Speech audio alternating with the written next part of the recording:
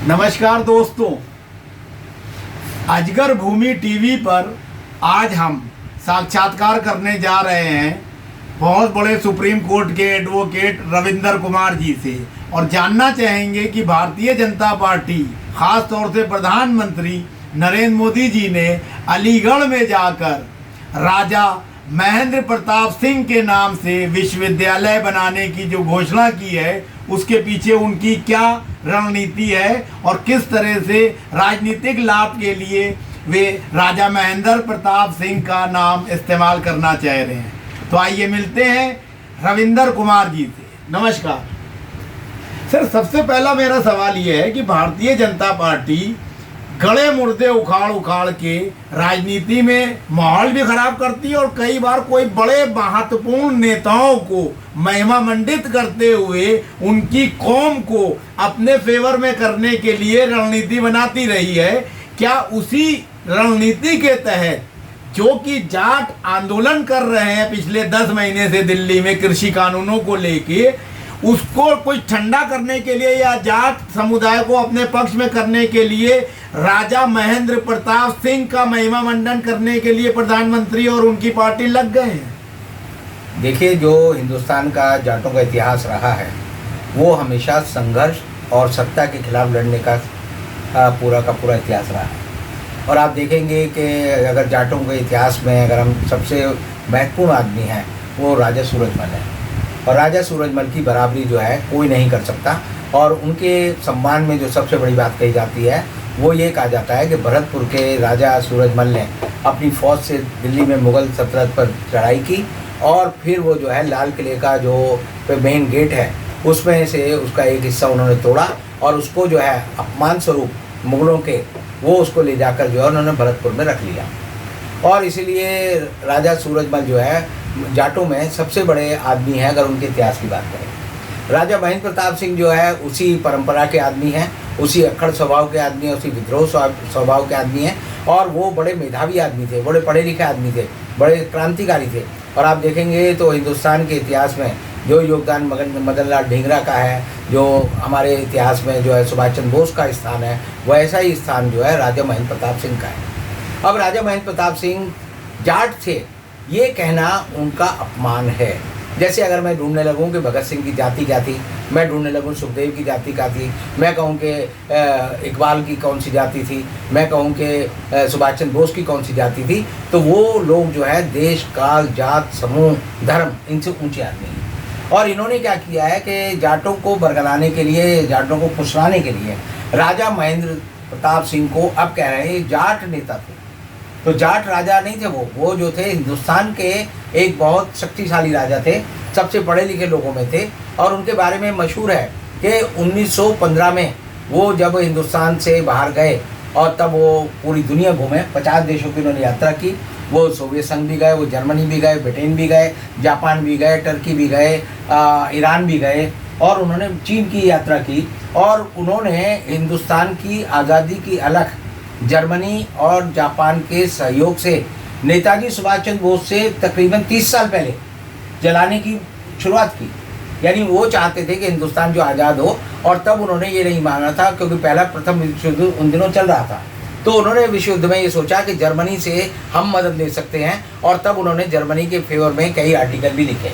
और लिखने की वजह से ये हुआ कि उन्हें जो है ब्रिटेन की जो साम्राज्यवादी ताकतें थी वो ये मानती थी कि ये जो है एक जो हिटलर वाले लोग हैं ये उस तरह के फासिस्ट लोग हैं। और उसके बाद हम देखते हैं कि राजा महेंद्र प्रताप सिंह इतने विद्वान थे कि उन्होंने 1 दिसंबर 1916 को संसार संघ की स्थापना की थी।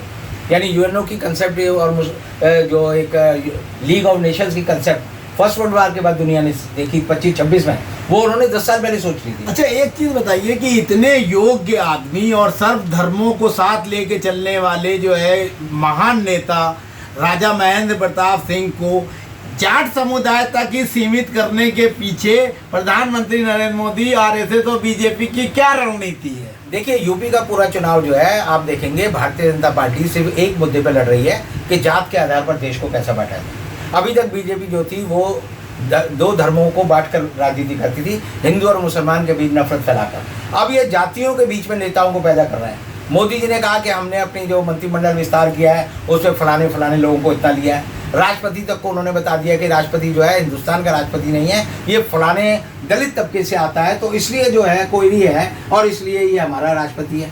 तो एक तरह से ये एक तरह से किसी आदमी की पूरे के पूरे व्यक्तित्व को आप पूरा ना देखकर ये कहें जिसकी नाक लंबी थी इसलिए हमने इसे जो है मंत्री बना दिया, इस औरत की आंखें बड़ी सुंदर है इसलिए बना दिया, इस आदमी के कान बड़े अच्छे हैं इसलिए बना दिया। जाट समुदाय हमेशा से जो है, जो इतिहास है उसका, उसने जात पात धर्म और छुआछूत को कभी नहीं माना, इंसानियत को हमेशा महत्व दिया। तो क्या जो दंगे हुए थे मुजफ्फरनगर के, वो दंगों को भुला के जाट और मुस्लिम एकजुट हो रहे हैं और 115 सीटें करीब हैं, 15-20 सीटों पर, 136 सीटों पर उनका प्रभाव है। तो क्या भारतीय जनता पार्टी को जो है पूरी जो है अपनी जमीन खिसकती हुई नजर आ रही है, इसलिए उन्होंने ये दांव खेला? क्या जाट लोग जो है इतने ना समझ हैं कि राजा महेंद्र प्रताप सिंह का नाम ले लेने से या यूनिवर्सिटी बना देने से, ये तो बहुत पहले बन जाना चाहिए थी, अब कर रहे हैं, तो इससे क्या वो अपनी जो उनके खिलाफ जो है इसकी बीजेपी की नीतियां हैं किसानों को लेके खास तौर से, उससे वो विचलित हो जाएंगे या इनके फेवर में आ जाएंगे? देखिए 2013 के जो दंगे हुए मुजफ्फरनगर के, उसके बाद जो है पूरे जो हिंदू और मुस्लिम के बीच में एक बंटवारा गांव-गांव गली-गली तक हो गया था और इसी का फ़ायदा जो है भारतीय जनता पार्टी को 2014 के चुनाव में मिला, 2017 के विधानसभा चुनाव में मिला और 2019 के लोकसभा चुनाव में मिला। लेकिन अभी जो मुजफ्फरनगर में जो वहाँ पंचायत हुई किसानों की, उसमें 20 लाख किसान जुटे और उसमें 20 लाख किसान में आप ये कह सकते हैं कि तकरीबन जो है 10 लाख तो जाट थे और उसमें मुसलमान भी बड़ी तादाद में थे। और पहली बार जो है मुसलमान और जाट एक मंच पर उन्होंने कहा कि अल्लाह अकबर, उन्होंने कहा हर हर महादेव, उन्होंने कहा कि सत श्री अकाल और जितने भी नारे हैं सब धर्मों के लगाए। और जाटों ने उस समय ये घोषणा कर दी, आप देखेंगे वहाँ पर उन्होंने कहा कि जो 2013 के दंगे हैं वो बीजेपी ने करवाए थे। तो क्या ये माना जाए कि राजा महेंद्र प्रताप सिंह के नाम से अलीगढ़ में विश्वविद्यालय का शिलान्यास करने के बावजूद भारतीय जनता पार्टी के फेवर में जाट समुदाय नहीं आएगा? ना, इससे तो जाट और गुस्से हो जाएगा। जाट को पता चलेगा कि वो जाटों को जो उनका सारा समर्थन है, सारा बहुमत है, सारा नेतृत्व है, सारी उनकी लड़ाई है, वो समझेंगे कि बीजेपी उनको इतना बेवकूफ़ समझती है कि सिर्फ एक छोटा सा लॉलीपॉप देने से बन कुछ नहीं रहा। अभी लॉलीपॉप देने से वो जो है जाटों के हृदय को जीत लेगी और उनके वोट ले लेगी।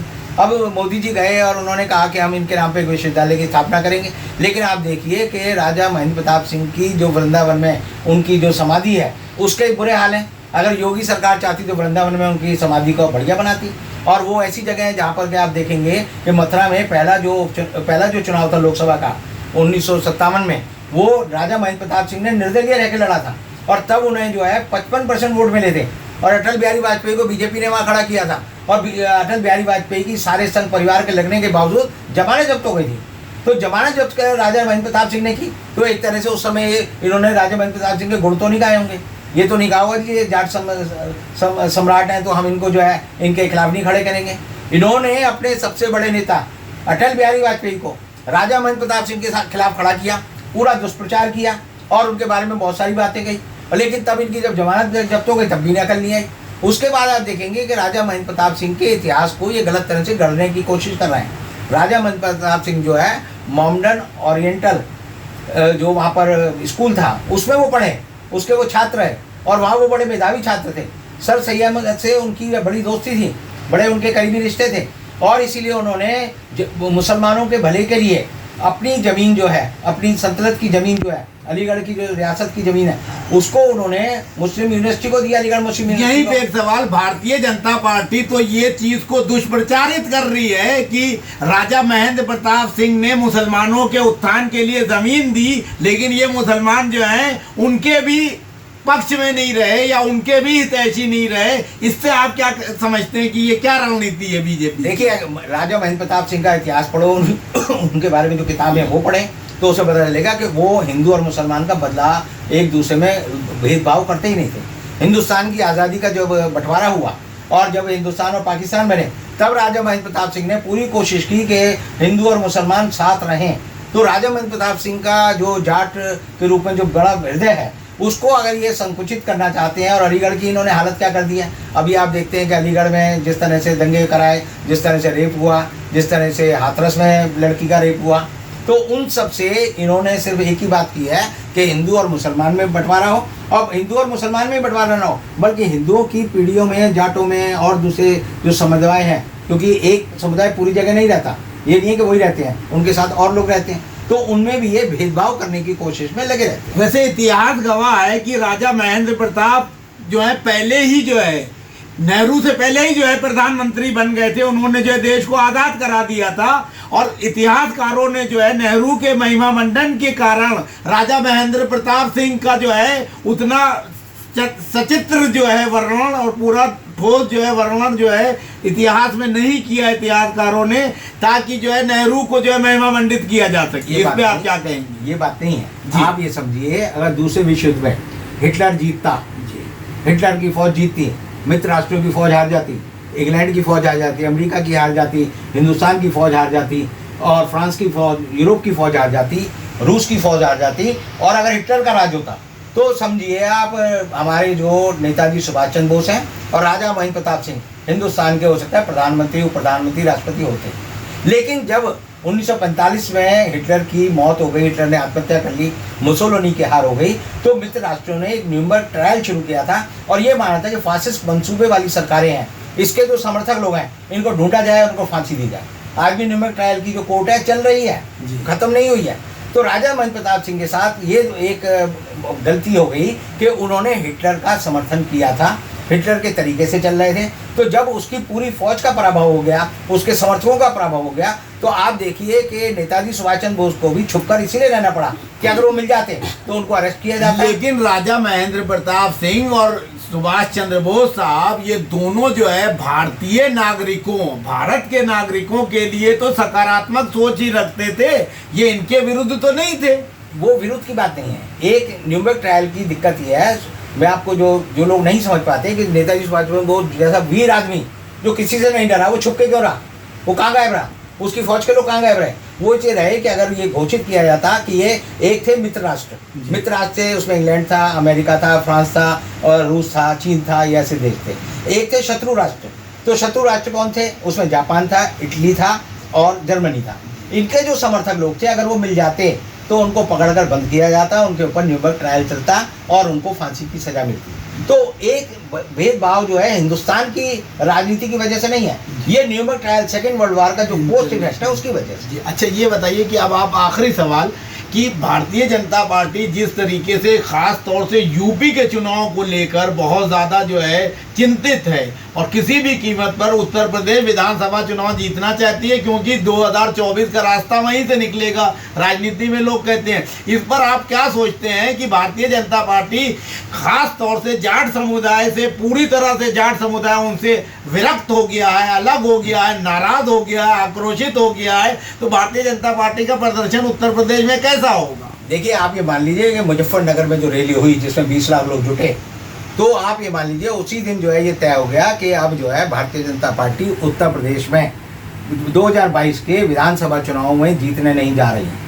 इनको 50% सीटें क्या, 40% सीटें क्या, तो आप समझिए 35% सीटें क्या, 30% सीटें भी नहीं मिलने जा रही। तो भारतीय जनता पार्टी हार के कगार पर है और मोदी जी उसी तरह की हाथ पाँव मार रहे हैं जैसे कोई डूबता हुआ आदमी हाथ पाँव मारता है कि मैं किसी ने बच जाऊँ। यही हरकत जो है मोदी जी ने, शाह ने और जो योगी जी उन्होंने पश्चिम बंगाल में की। उन्होंने कहा कि हम पश्चिम बंगाल को यूपी जैसा बना देंगे। अब जो है वो दिखा रहे हैं पोस्टर में कि हम जो है यूपी को पश्चिम बंगाल के पुल जैसे पुल बना चुका हूँ। तो इसका मतलब यह है कि ये लोग झूठ बोलते हैं, आतन इरातन, और इनकी सारी हरकतें झूठ बोलने वाली है और जनता को पता चल गया है और इसलिए हार रहे हैं। और आप ये समझिए कि जाट समुदाय के लोग इनके साथ किसी भी हालत में कभी नहीं जुड़ सकते। नमस्कार।